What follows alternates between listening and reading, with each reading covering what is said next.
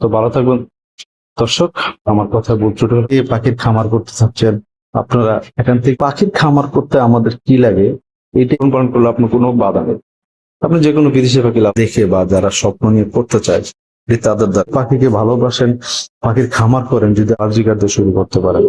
Budgerigar দিয়ে শুরু করলে নির্দিষ্ট যে অংশটা আছে এটা পরিষ্কার করে আবার পরের দিন দেওয়া, আর পরে পাখিও সুস্থ থাকে, গ্যাস সংগ্রহ করতে পারবে, খাবার সংগ্রহ করতে পারবে, তো অনেক হয়ে যায়।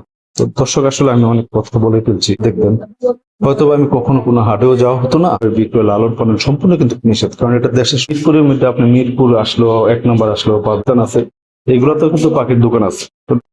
আসসালামু আলাইকুম সুপ্রিয় দর্শক, যে যেখান থেকে বেরোচ্ছেন আশা করি সবাই সুস্থ আছেন, ভালো আছেন। দর্শক, আমরা অনেকে আছি যে আমরা একটা পাখির খামার করব, কিন্তু পাখির খামার করতে আমাদের কি লাগে এটাই আমাদের অনেকের জানা নাই।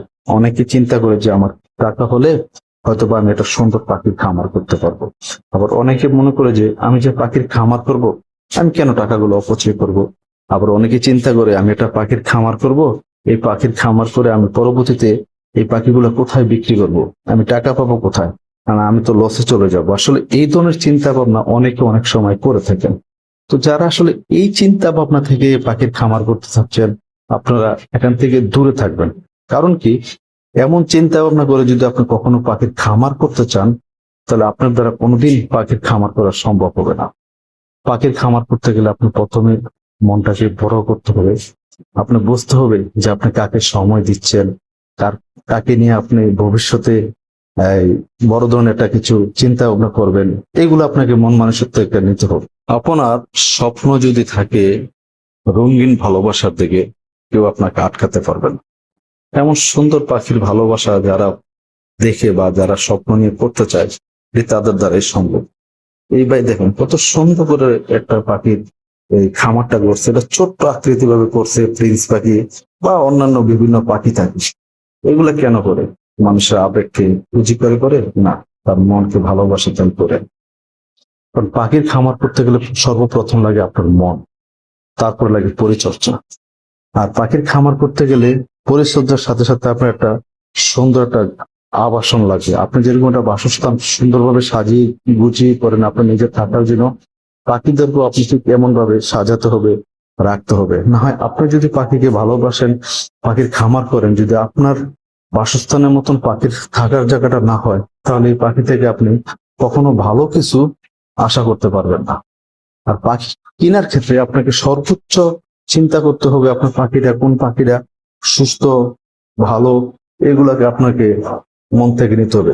আর আমি মনে করি যারা প্রথম শুরুতে পাখি নিয়ে লালন পালন করতে চান, পাখির খামার করতে চান, আপনাদের সর্বপ্রথম বাজরিগার পাখি দ্বারা আপনাকে লালন পালন করা উচিত।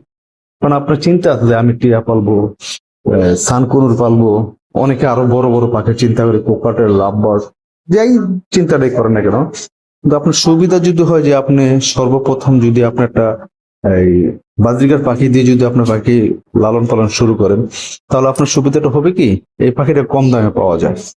আপনার যদি কখনো পাখিটা অসুস্থ হয়ে মারা যায়, আপনার অল্প কিছু সময়তে চলে যাবে, আর আপনি শিখতে পারবেন। শিখার কোনো শেষ নাই। যদি আপনি শিখতে চান, তাহলে সর্বপ্রথম আপনার বাজরিগার দিয়ে শুরু করতে পারেন। বাজরিগার দিয়ে শুরু করলে আপনার জন্য ভবিষ্যৎ ভালো, আপনার পাখির পাখির জন্য ভালো। তো আমি মনে করি আপনি পাখি লালন পালন করবেন, বাজরিগার দিয়ে শুরু করেন। আপনি যদি মনে করেন না আপনি পাখি বড় পাখি দিয়ে করতে পারবেন, এটা আপনার ব্যাপার, তবে ছোট পাখির দিকে শুরু করা ভালো। আর পাখির ক্ষেত্রে যখন আপনার পাখিটাকে লালন পালন করবেন, সব সময় পাখির দিকে নজর রাখবেন যে পাখিটা আপনার অ্যাক্টিভ আছে কিনা, সুস্থ আছে কিনা, পাখিটা খাওয়া দাওয়া ঠিক মতো করছে কিনা। এইগুলো যদি আপনি দেখেন সব সময়, তাহলে আপনাকে কখনো কষ্ট পেতে হবে না। আর পাখির খাবার দাবার সবসময় পরিষ্কার রাখতে হবে। পাখির যে সারাদিন যে খাবারটা দিচ্ছেন, অবশিষ্ট যে অংশটা আছে এটা পরিষ্কার করে আবার পরের দিন দেওয়া, রাত্রে পানি সরিয়ে দেওয়া, পানির পাত্রটা পরিষ্কার করে আবার রাত্রে দেওয়া, সকালবেলা ট্রেটা পরিষ্কার না করে আপনি প্রত্যেকদিন বিকালে ট্রেটা পরিষ্কার করেন, সবচেয়ে ভালো হয়। কারণ এটা সারা রাত ট্রের মধ্যে যে ময়লাগুলো থাকে, ময়লাতে একটা গ্যাস হয়।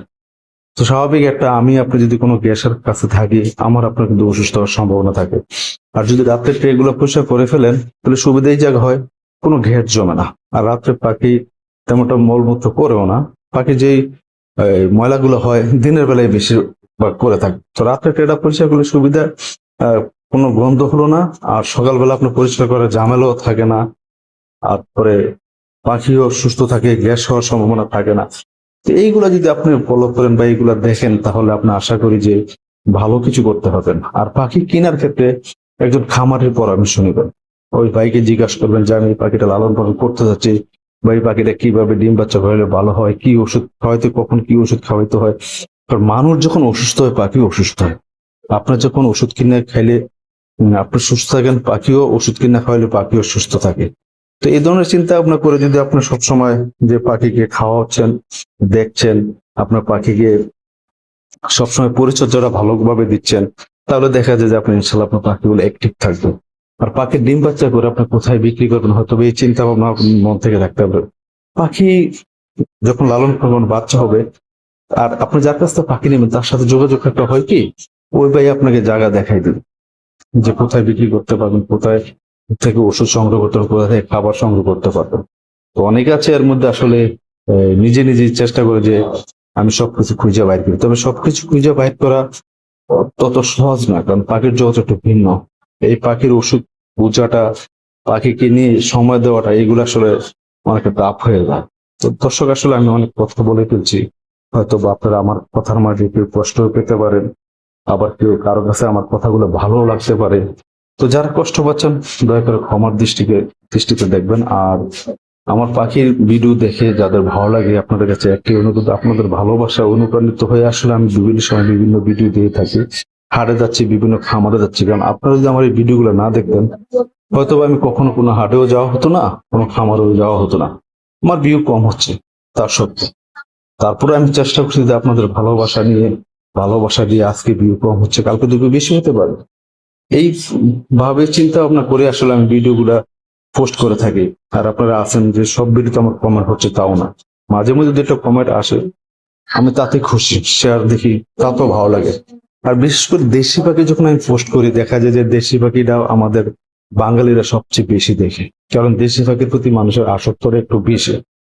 তো চেষ্টা করবেন দেশি পাখি থেকে বিরত থাকার জন্য, কারণ দেশি পাখি সরকার যেমন এই দেশি পাখির প্রতি কঠোর আছে, বন বিভাগ অনেক কঠোর। দেশি পাখি ক্রয় বিক্রয় লালন পালন সম্পূর্ণ কিন্তু নিষেধ, কারণ এটা দেশের সম্পদ। তো চেষ্টা করুন যে বিদেশি পাখিগুলা লালন পালন করার জন্য। আর বিদেশি পাখি লালন পালন করলে আপনার কোনো বাধা নেই, আপনি যে কোনো বিদেশি পাখি লালন পালন করতে পারেন। তো নিষিদ্ধ জিনিস তো বাংলাদেশ আসলে নিষিদ্ধ জিনিস বলতে আমরা সবচেয়ে বেশি খায়ের জন্য যে আমাদের নিষিদ্ধ জিনিসটি আমরা সবচেয়ে বেশি ভালোবাসতে চাই। তো চেষ্টা করবেন যে নিষিদ্ধ পাখিটা বা নিষিদ্ধ জিনিস থেকে দূরে থাকতেন, আর ভালো জিনিস লালন পালন করার চেষ্টা করুন। তো দর্শক, যদি আমার এই ভিডিওগুলো বিন্দু পরিমাণ ভালো লাগে, আশা করি কমেন্ট করে জানাবেন। আর মিরপুর 1 নম্বর বাংলাদেশের সবচেয়ে সর্ববৃহৎ একটা পাখির হাট, এটা অনেকেই আছে। তো মিরপুরের মধ্যে আপনি মিরপুর আসলেও 1 নম্বর আসলেও পাবেন। তবে মিরপুর 13 নম্বর শনিবারে বসে থাকে, শনিবার মিরপুর 13 নম্বর আসতে পারেন, অথবা হেমায়তপুর বৃহস্পতিবারে বসে থাকে, ওইখানেও যেতে পারেন।